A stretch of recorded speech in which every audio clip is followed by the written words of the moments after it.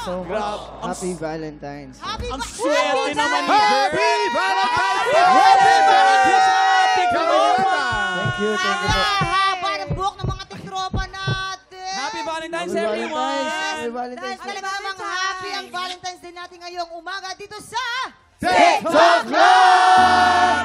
Of course, maraming salamat, Calvin. Thank you very much na nandito ka ngayon sa pagpapakilig sa ating mga tiktropa.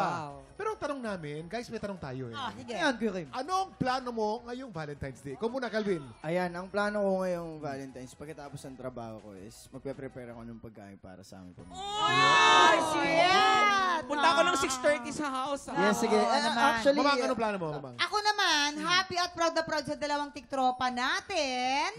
Alam niyo ba kung bakit? Bakit? Napag-usapan ngayon dahil sa agaw pansin nilang billboard sa EDSA. Hindi. Ang dalawa sa Sparkle 10, Bold, Brave, and Beautiful, Faith and Rabia. Congratulations! Kwento nga. Yung photoshoot nyo, sobrang kumusta? nakakatuwa kasi talagang makikita mo kung gaano ka-confident yung ating Big Ten. At saka ang sarap dahil suportahan kaming lahat. Tsaka wala talagang pataasan. At saka nakita nyo naman kung gaano kami nag-prepare for that talaga. Lahat kayo mataas. Lahat Ikaw, kayo Ibiang. mataas. Yung Oo. billboard nyo taas.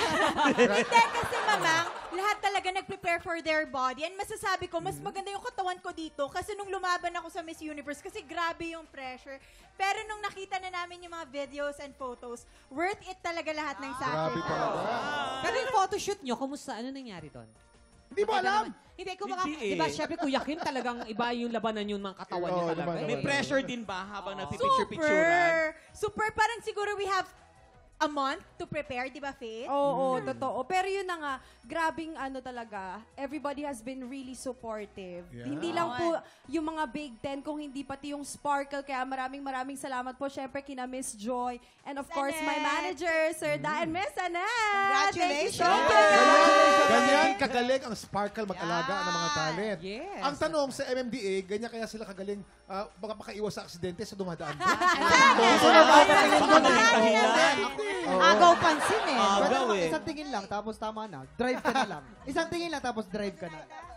At of course, may flowers din tayo. Yes. For Mamang.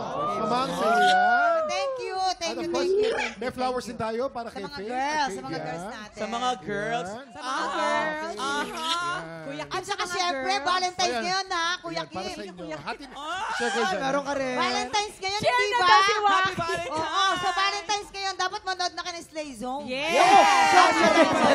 Ang Pero ganda. nako, Ay, nako, balita ko, Mama. ang galing ng mayor dyan. Ang galing ng mayor. Yeah. Mamang, isa lang masasabi ko. Ano? Slay! Congratulations sa Slay Zone at congratulations Faith and Ibiang. Abangan nyo ako pang 11 ako dyan, ha? Welcome back rin, Rabia. Excited kami, Rabia, kasi kasama ka na naman namin. Ako, at mga pasabog ng Sparkle 10. Ako, this year, abangan natin yan. Pangan! Ayan, at eto, syempre maraming salamat nga pala sa mga tikturo pag naki-happy time sa amin sa Canto ni Negros. Yay! Yes, and time check. Enjoy Excited kayo. ako dahil makakachikahan natin ang mga judges ng tanghalan ng kampiyon. At Faith. mamaya dalawang kalahok na naman ang susubok na umagaw ng titulo ng kampyon na si Johnny L. Sama-sama natin kilalanin ng mga Pilipinong may pusong kampyon sa pagbabalik po yan ng TikTok Club!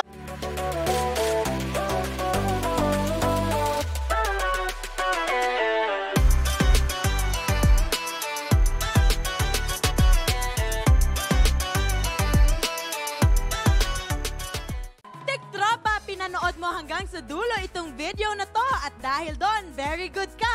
For more happy time, watch more TikTok Clock videos on our official social media pages and subscribe to GMA Network official YouTube channel.